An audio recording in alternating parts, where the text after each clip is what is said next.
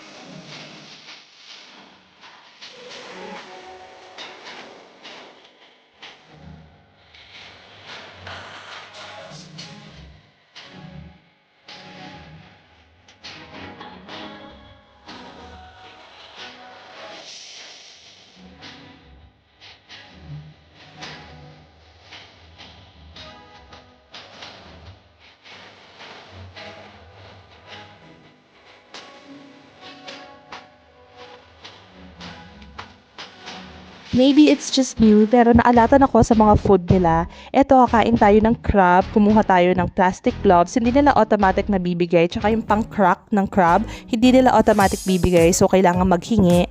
At dahil Friday, kailangan ng maraming patience, kasi medyo kulang sila sa waiter, alam mo yun, tubig lang yung hihingin mo, ang tagal bago maibigay. When it comes to the food naman, at sa price na binayaran, sulit na kasi una, unlimited, madaming choices, and alam naman natin na mahal talaga yung food sa Boracay. So yung 1,199 mo para sa food, mabubusog ka na talaga.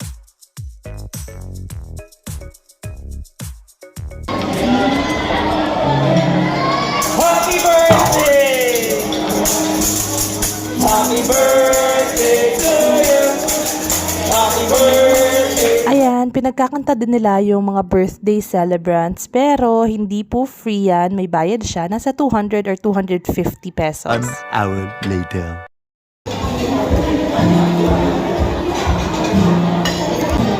Tapos ito yung malaking crab na. Perfect na perfect to, lalo na kung napagod ka na sa tour or sa beach. Ayan, kakain ka ng unlimited sa gabi. Make sure na maaga kayong pupunta kasi nga punuan siya at saka madami talagang pumupunta. Kung mahilig kayo sa seafood, sobrang sulit na to kasi nga unlimited. Kung mahilig naman kayo sa mga wine, tsaka sa beer, tsaka sa mga soda, kunin nyo na rin yung additional 250 pesos nila para sa drinks. At isa lang to sa mga buffet restaurants ng Henan. So hopefully, pag nakabalik sa Boracay, matry din namin yung iba. That's it. Thank you so much. Bye-bye!